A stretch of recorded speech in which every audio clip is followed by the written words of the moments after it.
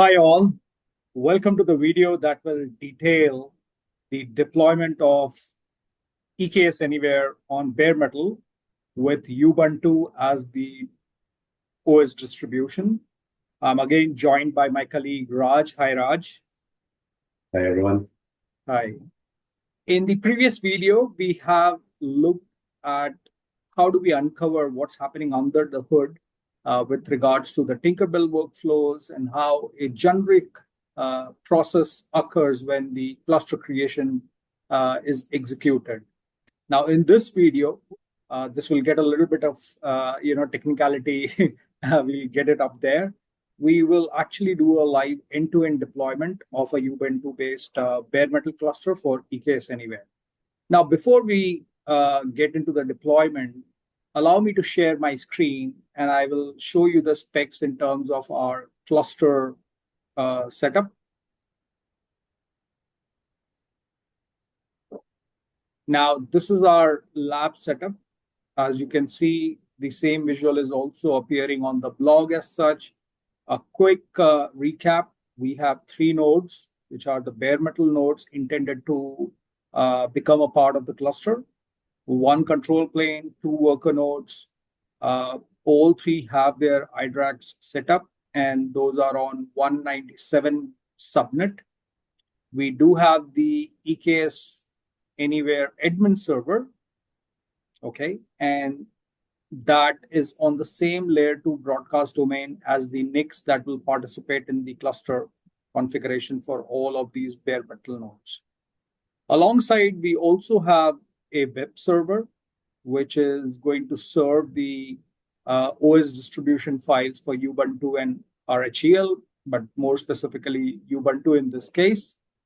And this web server also will deliver the HookOS files, namely the 2 artifacts which we have downloaded from the GitHub for HookOS and unpacked them into this particular directory.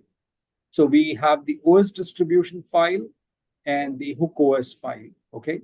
The detailing of the workflows has already been done, so I won't really get into the details of that.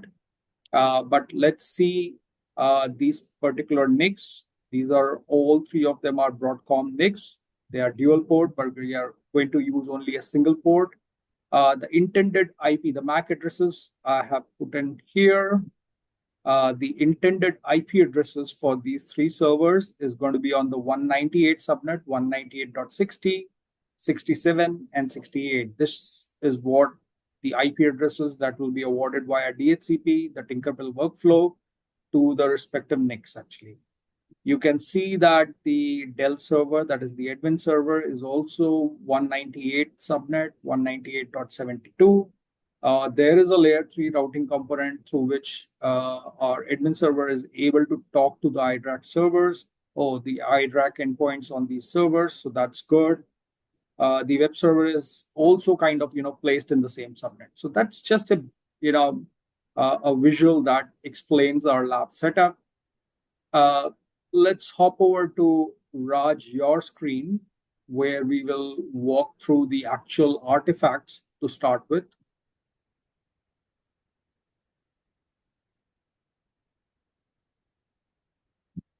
Okay. So we are looking at a terminal, which is our admin server. And in the blog also, I've explained that it doesn't really matter whether your admin server is a Ubuntu host or a Red Hat host. It can deliver a cluster based on Red Hat or Ubuntu, either ways actually. So those 2 are independent in nature. Now, we will also look at first starting with our hardware.csv.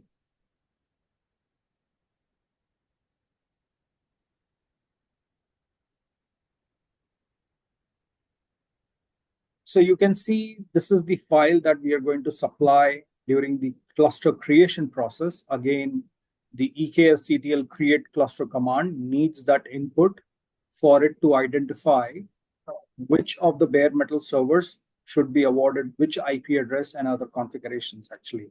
So you can see that the MAC addresses are lined up for each of the servers.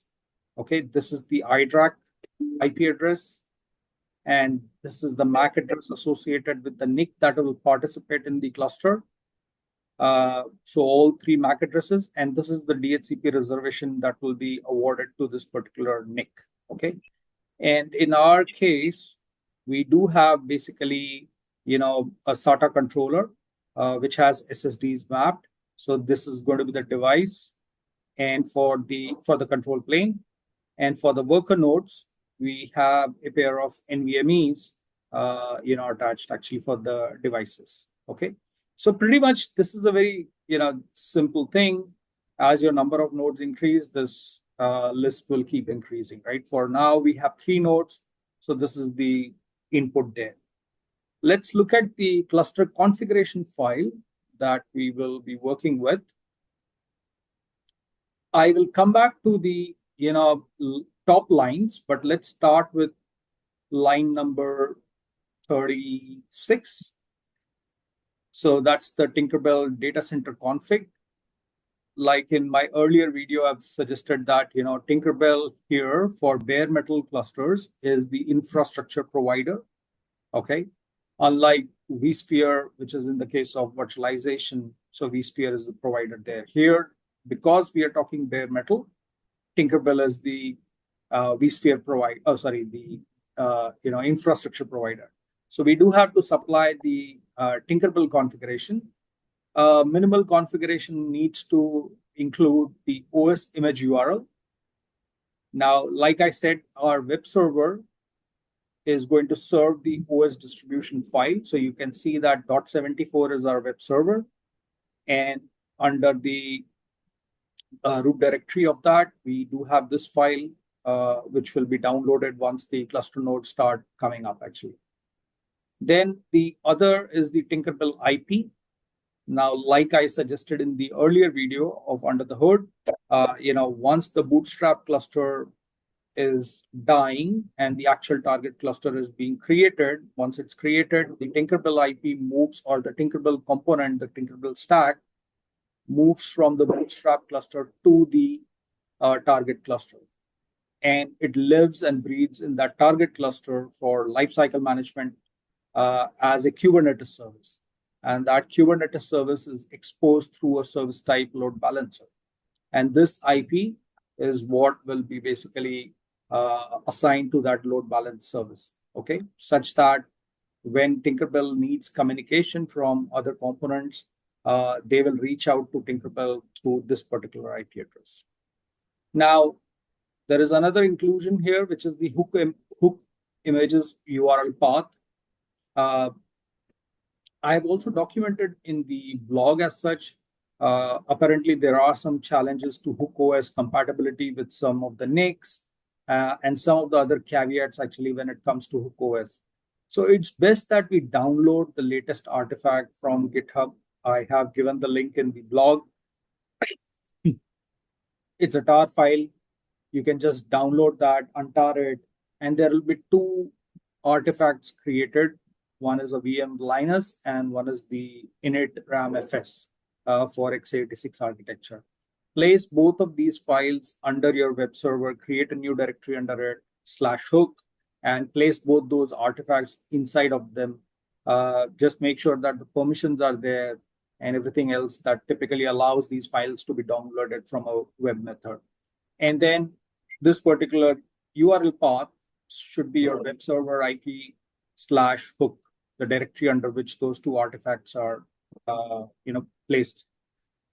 Now, the next 2 blocks are really the machine configurations for what are intended to be cluster control plane nodes and then cluster worker nodes.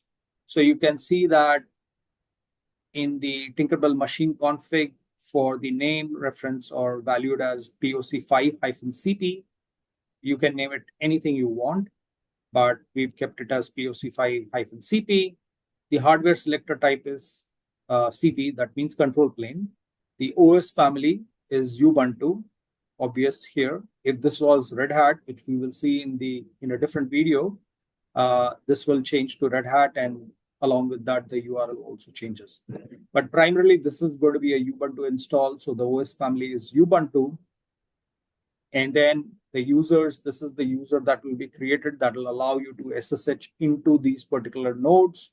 Again, nothing fancy there, right? Likewise, we do have one more Tinkerbell machine config.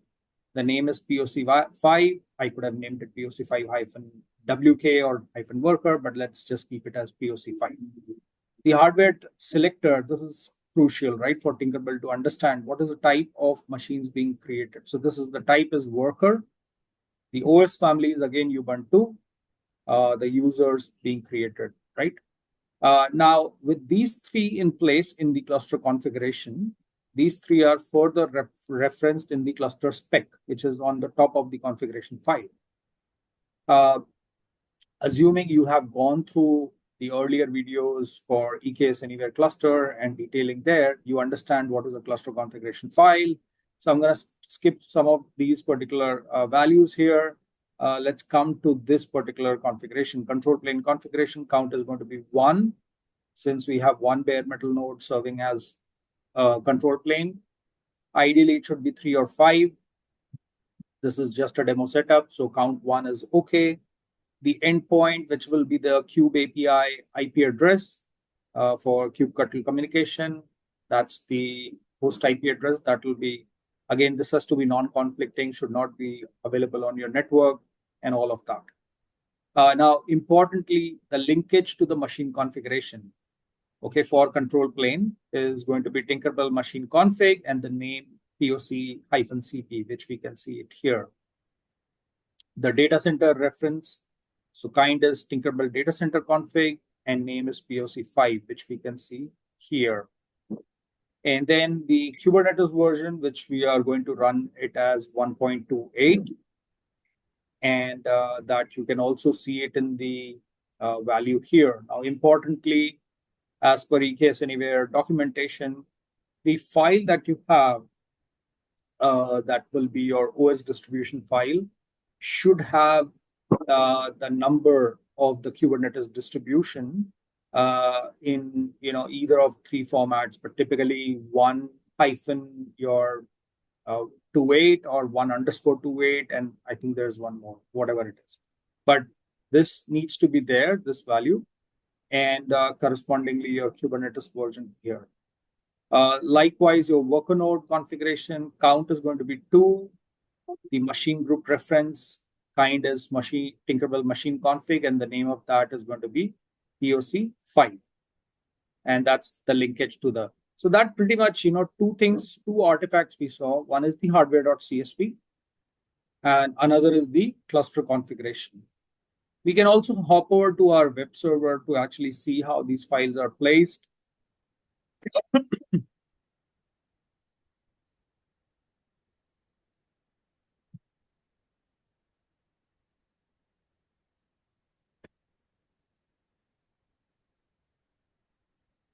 So this is our web server, and in the root directory, we should see all the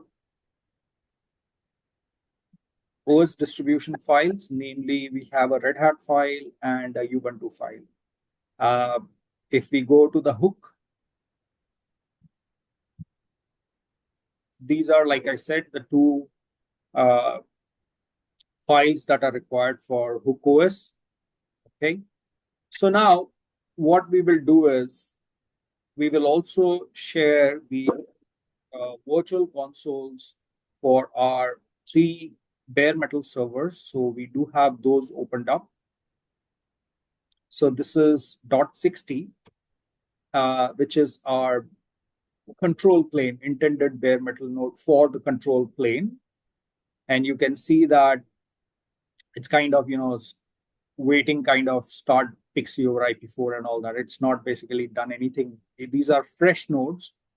One important thing, and we've mentioned it in our Medium blog as well, is that if we keep using these nodes to redeploy the cluster and all that, so the virtual disks which are associated with these nodes, before you redeploy a fresh cluster, you have to clean up those disks actually. Okay, so the virtual disks need to be deleted and recreated for the cluster to go through seamlessly, let's say without any errors or whatever. Okay. We've already seen in the other video of the physical makeup of these nodes, including the network cards and whatnot. So I'm going to skip through that. Let's see the virtual consoles for each one of them. So this is now for .67, which is the intended node for worker 1. And then the third one is .68, which is the intended node, bare metal node for worker 2. Now, interestingly, before it happens, and sometimes it happens very quickly, when the cluster creation process starts, you will see a couple of boot cycles, and we will try to explain that as it happens. But because things can, really kind of move a little faster, you will see initially a couple of boot cycles, and there will be a point when the PXE boot occurs. You will see, and I'll highlight it there, a specific file, which is the PXE auto.pxe, is first downloaded as the PXE boot script. Okay. And this download, this auto.pxe, we don't create it manually. It is hosted inside of Tinkerbell. And Tinkerbell, when it is running in the Bootstrap kind cluster, the initial cluster, Bootstrap cluster, it runs a web service which exposes or which actually, hosts this particular file called as auto.pxe. And this auto.pxe is the starting point for everything else. Okay, so let's make sure that we observe that as the cluster gets created. Okay, there have been cases with us where, for some reason we were not able to, there were, incomplete downloads, or, the AutoPXE file was not being downloaded, and all that became apparent to us due to certain compatibility issues and some other issues actually. But I think that should be okay. We've documented those in the blog, so you can stay if you experience them. For now, what we will do, Raj, is head over to the admin node, and we can then start to, so it's a fresh one. You can see that the cluster config.yaml is there. There is a hardware.csv. So those are the same files that we've just observed in the notepad. So let's run the command, and the command will be EKS create cluster. Yeah, so let's just take that command. And again, I can make it a very simple affair or generalize this whole workflow. It comes very neat as a printed set of, steps. But this is going to take roughly 35 to 40 minutes. And it's important that, we also increase the level of verbosity, which you can see we've kept it to the highest V9. But there'll be a flurry of logs that will happen. It's not going to be a neatly printed output as, you would keep default verbosity, which will actually go through a nice sequence of what is happening. But this is we really want to show some minute details, but they could be lost in this, lower level of verbosity. So let's understand the command EKS Anywhere, create cluster, hardware CSV, and the file which contains your references to the bare metal nodes, specifically the one that you saw, and then also the cluster config.yaml. And that's about it pretty much, right? So let's hit create.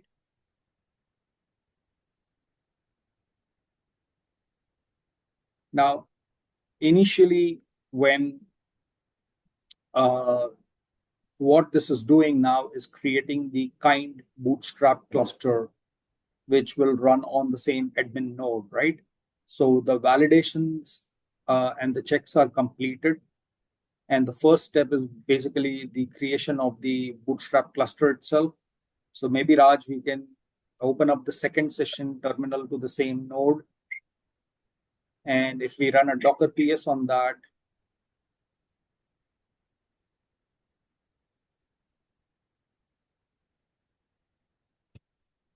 Docker PS. Yeah. So you can see that, this is the CLI container. Okay. And we will wait for some time. The Bootstrap container will also come up. Let's go back to the first terminal.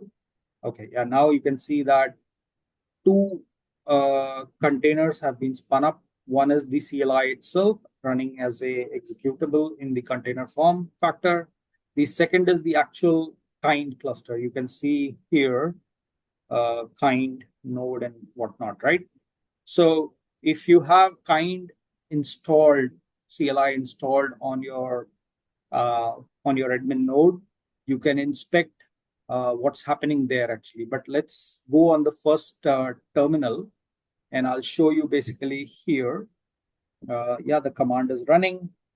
The first sequence that will happen is basically installation of the Tinkerbell Helm chart. So you can see here, Tinkerbell Helm chart is being installed, but where? It's being installed on the kind bootstrap cluster actually, which runs as a Docker container on your admin node. And it packs in all your Tinkerbell components in the form of a Helm chart. And that will allow the Tinkerbell stack to be resident inside of the Bootstrap cluster for the initial workflows and whatnot, right? The second would be obviously the cluster API components. Now, I've explained to you in the other video that Tinkerbell and cluster API, they work both hand in glove, from a provisioning perspective, actually, right? For EKS Anywhere. So let's see if we see anything for cluster API coming up. Okay, not yet, maybe. Okay. While this happens, let's also go to the second terminal there. No, the the admin node's second terminal.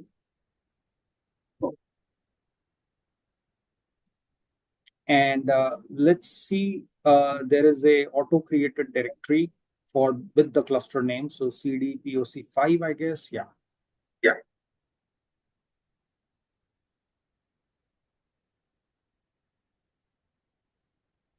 And you can see that there is a generated subdirectory.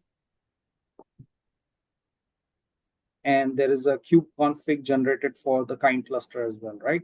So we can use this kubeconfig to inspect the kind cluster. So let's just go back to the home directory.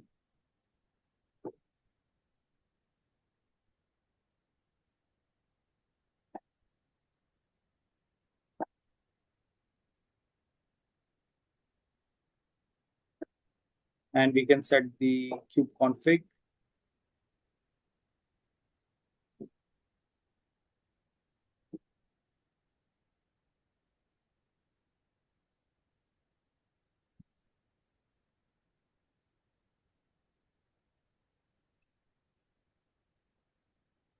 Do you have the export statement, Raj? I do. Let me just copy paste that. Sure.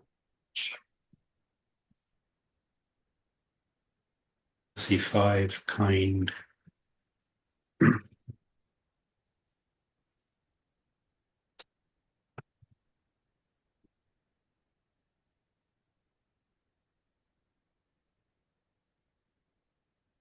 Yeah. Okay. Yeah.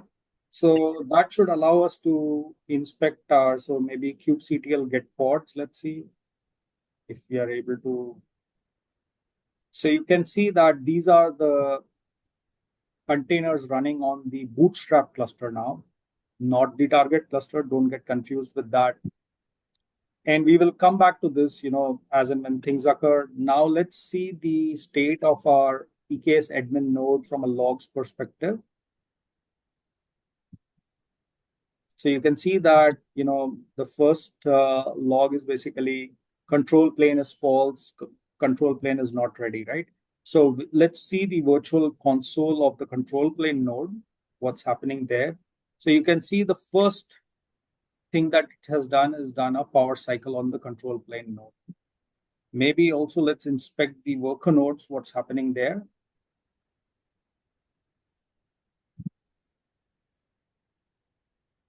Okay.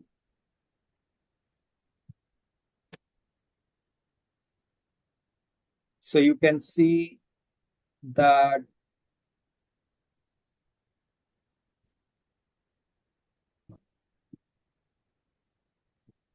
so we can see on the control plane node, the power cycle has happened.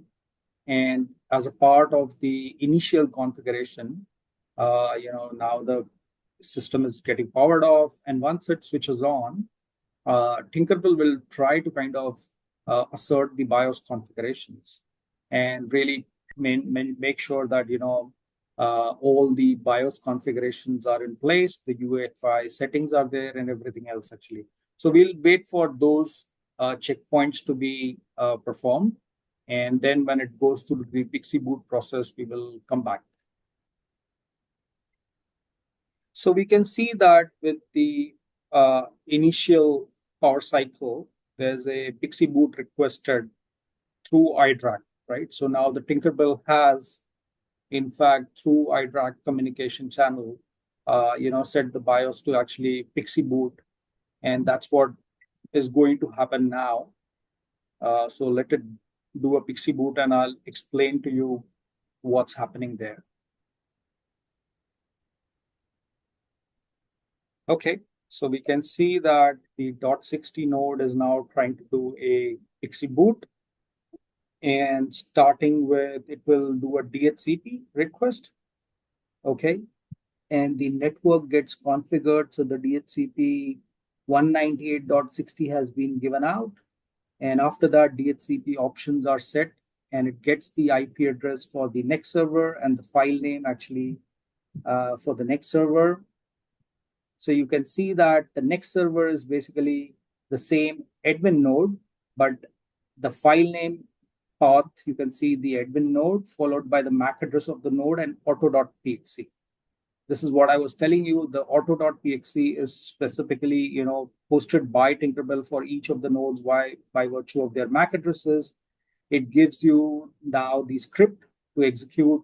And in that script of sorts, there is a hook OS reference as from where to download the hook OS. So the hook OS has been now, that download has started, and the sequence will now continue towards, the installation of hook OS. And then once hook OS comes up, hook OS is a minimal OS that will further then execute a set of Tinkerbell workflows that you would typically see on the admin node, and I'll explain and show that to you. But essentially, those workflows are step-by-step procedures of what has to be done by Tinkerbell, starting with streaming the image itself, okay, and then putting the net plans in place for ensuring that the DHCP assigned IP addresses are converted into static IP addresses and placed as net plans in each of these nodes actually, and some other things final to reboot the node. So all those are custom actions which essentially are executed by virtue of the hook OS being present till the node gets finally created. So let's go back to our admin node. And on the second terminal of the admin node, you can see here, we can say kubectl get workflows.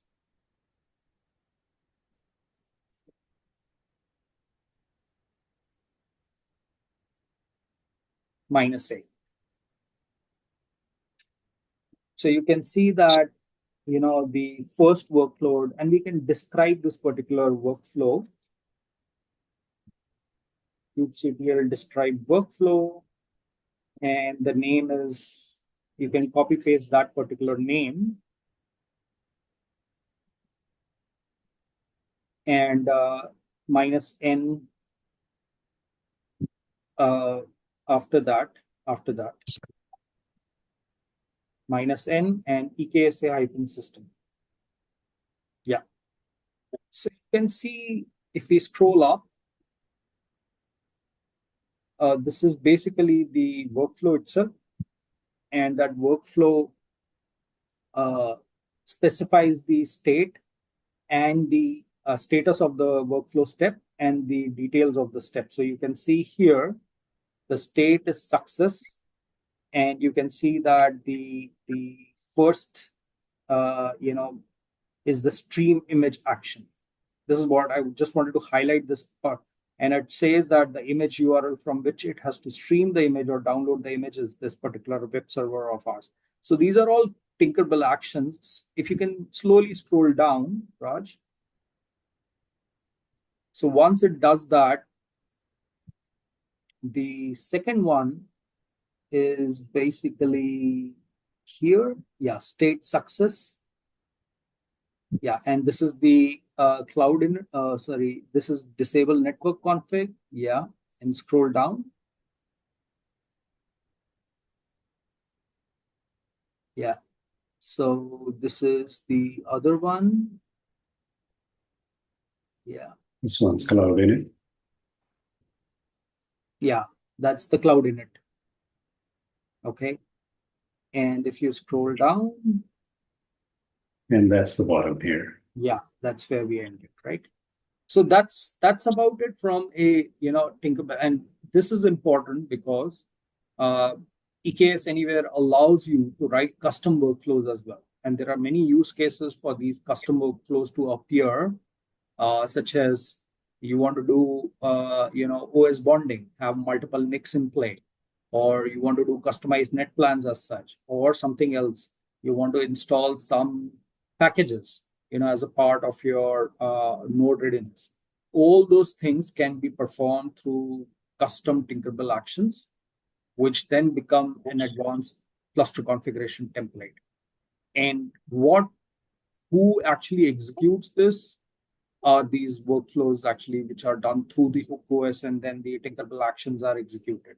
So let's go back to our first control plane node. Okay, so now it has finished the booting from the Pixie and all that, and now it has loaded up the OS, and you can see now it will boot from the AHCI controller, which is our SATA controller, and the device which is associated or the SSD disk. So /dev/SDA was the partition that we actually suggested in our hardware.csv.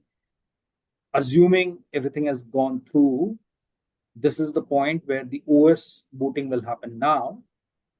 That's what we are seeing. And this is still the control plane. Similar things will happen on the worker nodes as well.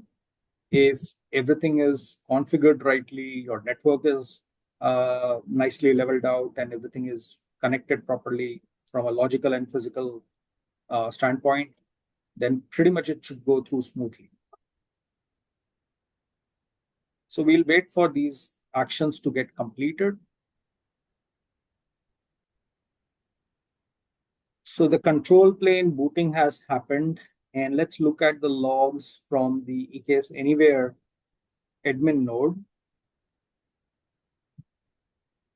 So you can see that now there will be some reconciliation, and as of now it states control plane is ready is false. The first control plane is not available yet, and this, once it validates and gets a proper positive response, it will then transition to the worker nodes not ready state, and it will keep building the worker nodes accordingly. So let's wait for this control plane to be fully validated and ready. So now we can see that the control plane is done, and it has moved to the worker node, which is .67, starting with the same process as we saw it on the control plane, with the initial power cycle, which will then do the BIOS configuration and settings, and then followed by a Pixie boot, then the hook OS, and finally booting from the disk. So the procedure will take some amount of time. So I'm going to pause and resume once it comes into a Pixie boot state. We can also see the same status now for .68 node, where it's forced a boot cycle, and then the same BIOS, Pixie, HookOS, finally the device load. Okay, we'll pause and then resume as we see the Pixie. So we are on .67, the first worker node. We can see attempting Pixie boot requested by iDRAC. We saw the same thing on the control plane. The same workflow is now being executed on the worker node 1 actually. So we'll see how the Pixie boot cycle looks like for worker node 1. Okay, so here we go. We can see that the Pixie devices are being initialized, and it will configure the DHCP, and DHCP has been assigned the IP. Where is the IP? Yeah. Yeah, .67, 198.67. And now you can see that AutoPXE is done, which is auto.ipixie is done, which is the script for Pixie. Now the HookOS artifacts are being downloaded. So we'll wait for the HookOS to be downloaded, and I'll resume recording as it continues. So now the HookOS has been downloaded. Let's wait for it to be initialized, and then we'll continue. So on 67, which is the first worker node, we are seeing the HookOS now. And subsequently, let's also look at the Tinkerbell workflow again on your admin node, second terminal. Yeah, if we say get workflows,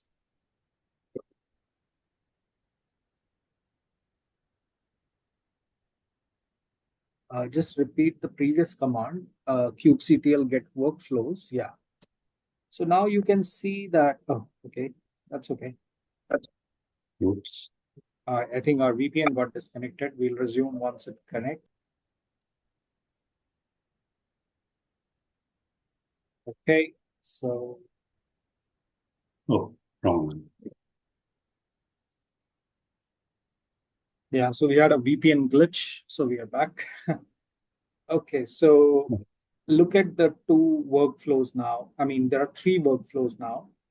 And like I mentioned, for every node that is being created, Tinkerbell will build a respective workflow that it will track to completion. And right now we are seeing three workflows, and two of them are successful, which means, for worker node 1 and control plane node, the workflows have been executed and validated. It is doing the same now for the worker node 2. Okay, so we'll just wait for these workflows to get executed. So now we can see that the worker node 1 is now booting from the OS. So this is the NVMe controller. And we can see that in slot 2, slot 12, it's booting from a Ubuntu OS. So we've gone through those cycles of Pixie, then HookOS, and now booting directly from the OS, which has been streamed to the disk. And then, yeah. So we'll wait for the boot to occur.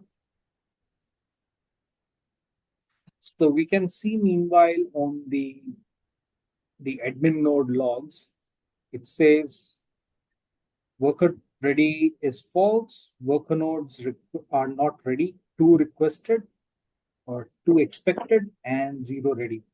As the worker node 1 comes up, this should then transition to 2 expected, 1 ready. We'll wait for the worker node 1 to be fully configured and ready, and then we'll observe the transition of these logs. So now we can see the log is saying 2 expected and 1 ready, which means that out of the 2 worker nodes, 1 is ready and the second one is in progress. We'll wait for the second worker node to be fully configured. So we can see that the third worker node is also entered the coest stage, and the same will continue. So we just have to be patient and watch. So we can see now the second worker node is also booting from the disk. That's the boss controller. And the OS is Ubuntu. Meanwhile, this happens. Let's switch to the terminal of admin, the second terminal. And let's see the state of the workflows there. So you can see that all the 3 workflows are deemed as success. Obviously, the Tinkerbell workflows are deemed as success because the last stage in that is reboot. And after that, the EKS Anywhere takes over from a node validation standpoint. Now, what we should also be able to see is if you say kubectl get pods -a, you will see a lot of different pods, and namely the CAPI, which is the cluster API, and the CAPT, which is the Tinkerbell extension for cluster API. There'll be plenty of logs there. So I'm not going to go into that level of detail. When you create a cluster, you can see for yourselves, analyze the logs and see what's happening. This is still the bootstrap cluster. Okay. Maybe we can actually look at the Tink stack logs just to kind of get a feel. So if you say kubectl logs,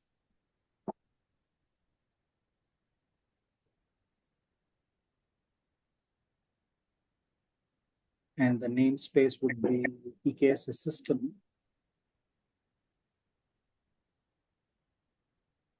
So you can see the different actions that have been serviced by the Tinkerbell stack on the Bootstrap cluster generically, right?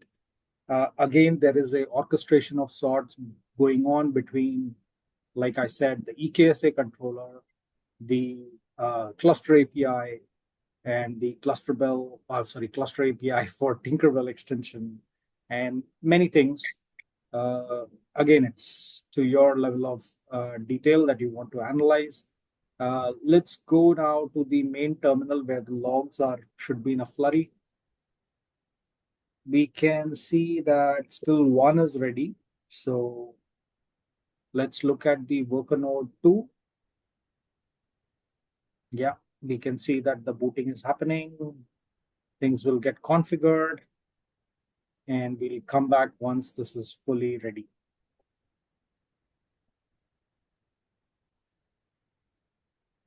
So you can see that the worker node ready condition to expected to whatever has disappeared. That means at this stage, both the nodes are ready. And now what will sequence is a set of activities to shift the Tinkerbell components from the Bootstrap cluster to the target cluster. Okay.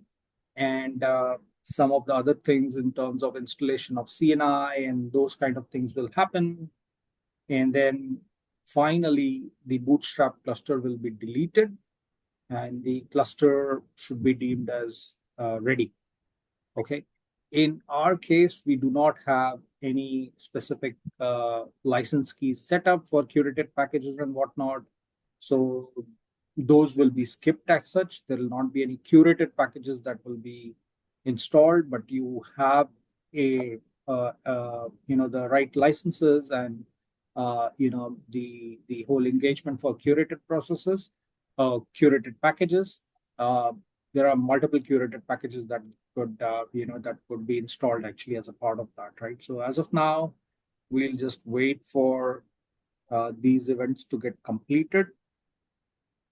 We can see that custom components. Yeah, a lot of things going on. So let's just wait for these things.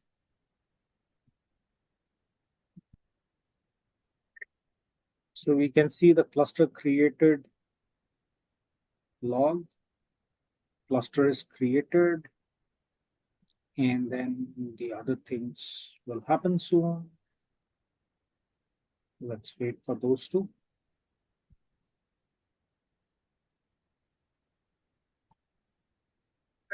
So the cluster is fully created. And let's hop over to the second terminal. And if we now see Docker PS, you can see that the bootstrap container should have been deleted. So we can see that the kind cluster is no longer present. The Docker container for that kind cluster is also deleted. So the bootstrap cluster is now gone. The actual target cluster is created. Assuming everything went rightly, in this case, yes. The Tinkerbell components should have also shifted for ongoing lifecycle management of the cluster to be done from the Tinkerbell resident on the target cluster itself. So for now, what we will do, Raj, is set the kube config. Okay, yeah. And we can validate some of the pods which are okay. So we can see that the cluster, we can access it by setting the kube config to the generated, the kube config for the actual cluster that is generated. We can say get hardware, get machines, and you can see get nodes. So you can see one control plane and two worker nodes there. What else? Let's see the pods. So yeah, so these are now the pods which are created as a part of the default installation. Uh, that includes, again, the different components there. Let's also look at the services, and there will be the presence of the, yeah. So you can see here, there is one service that calls out for the service type load balancer with the associated IP of .71, and it relates to the Tink stack.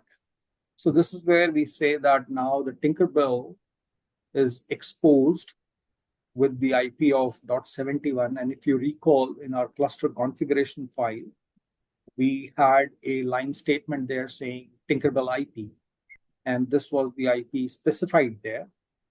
And now, whenever the life cycle changes happen, like a scaling, a scale out or a scale in, or you do an upgrade. So EKSA controller, which is also running here on the on this particular cluster, so the interaction would be that you do a scaling event. It will ultimately communicate with the Tink stack through this load balancer IP, and then the follow-on actions will happen. It could be, again, like I said, an upgrade or a scale out or a scale in, right? And Tinkerbell then would create workflows like how you saw on the Bootstrap cluster workflows. As of now, if you look at the workflows here, if you say kubectl get workflows, you would not see any workflows on the target cluster because there is no net new a lifecycle event that has happened. So let's express that or key in that command, kubectl get workflows. You will see that there are no workflows created on the target cluster simply because there is no net new lifecycle event, like I said. But the moment you start doing those lifecycle changes on the cluster, you would see, again, workflows is a CRD for Tinkerbell. So workflows will start getting listed.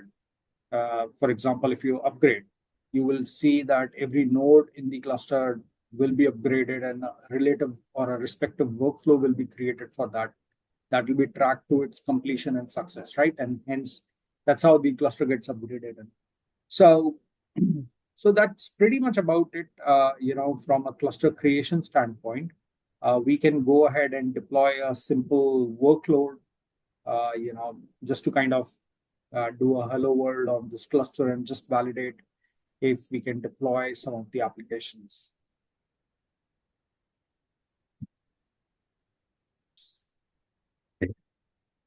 So let's apply a sample deployment, a hello world.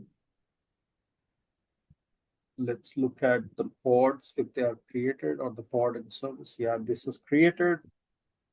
Let's validate the pod. Okay, so the pod is in a running status. Maybe we can observe the logs. You should see a EKS Anywhere message, kind of just a sample app, right? So we can see the sample app of EKS Anywhere. So pretty much, I think that's about it from a cluster creation. I hope you got the right insights of what it means to create a bare metal cluster for EKS Anywhere based on a Ubuntu distro or OS distribution. Again, there is a prerequisite of creating the Ubuntu OS image for these nodes, and we've already documented that in a separate blog, and video also is there. I hope this was useful.